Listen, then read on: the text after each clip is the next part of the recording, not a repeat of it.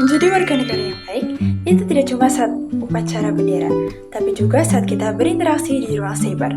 Lewat video opini ini, saya Rofika Nabil Hafsa, nomor absen 30 dari kelas 10A, akan mengajak kalian memahami sebuah tema penting, yaitu menjadi warga negara yang bertanggung jawab di era digital. Simak video ini sampai habis. Halo semuanya, pernah nggak sih kamu mikir kita bisa bebas sekolah, main medsos, atau ibadah tanpa dilarang-larang? Nah, itu semua karena kita punya yang namanya hak.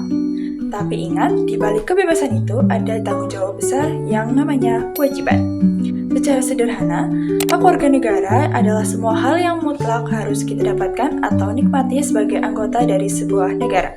Sementara kewajiban warga negara adalah hal-hal yang wajib kita lakukan dengan penuh tanggung jawab demi menjaga ketertiban dan kelangsungan negara itu sendiri.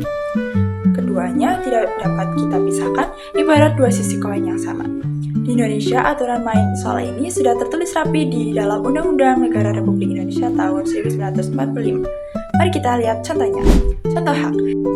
Pada pasal 28D ayat 1, hak atas pengakuan, jaminan, perlindungan, dan kepastian hukum yang adil. Jadi di mata hukum, kita semua sama dan wajib dilindungi. Dan juga pada pasal 31 ayat 1, hak untuk mendapatkan pendidikan, yaitu negara wajib memfasilitasi kita untuk pintar atau juga bisa disebut dengan belajar.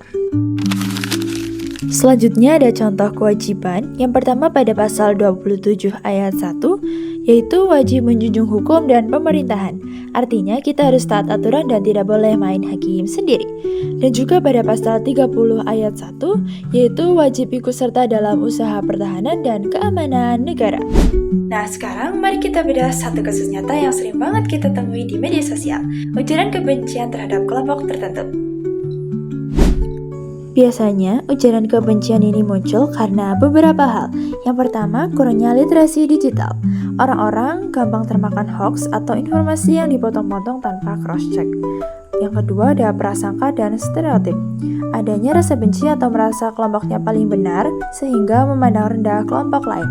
Dan yang ketiga, yaitu ada anonimitas medsos, yaitu banyak orang merasa aman bersembunyi di balik akun palsu untuk menyerang orang lain. Selanjutnya ada hak dan kewajiban apa yang berkaitan dengan kasus ini?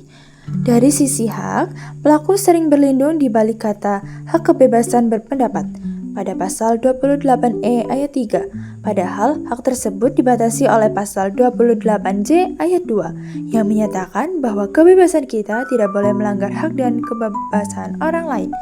Selanjutnya dari sisi kewajiban, pelaku jelas melanggar kewajiban untuk menghormati hak asasi orang lain dan kewajiban untuk tunduk pada hukum, Undang-Undang ITE.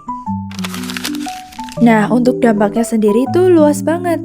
Korban utamanya adalah kelompok yang diserang, mereka bisa mengalami trauma psikologis, merasa tidak aman, hingga terancam secara fisik.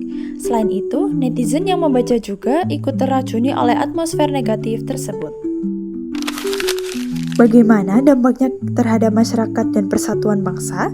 Ini yang paling berbahaya. Ujaran kebencian itu seperti bensin yang menyiram api. Dampaknya bisa memicu polarisasi, mengikis rasa saling percaya antar warga, memicu konflik fisik, dan jika dibiarkan, bisa menghancurkan fondasi persatuan bangsa yang sudah dibangun susah payah di atas fondasi Bhinneka Tunggal Ika. Nah, teman-teman, dari kasus tadi kita belajar satu hal penting. Kebebasan tanpa tanggung jawab adalah awal dari kehancuran. Menuntut hak itu wajib, tapi menjalankan kewajiban adalah bukti kalau kita adalah warga negara yang cerdas.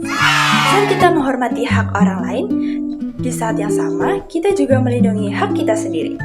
Yuk hari ini kita jaga jempol kita di media sosial, saling menghormati dan jadilah bagian dari solusi, bukan bagian dari perpecahan. Terima kasih sudah menonton dan sampai jumpa.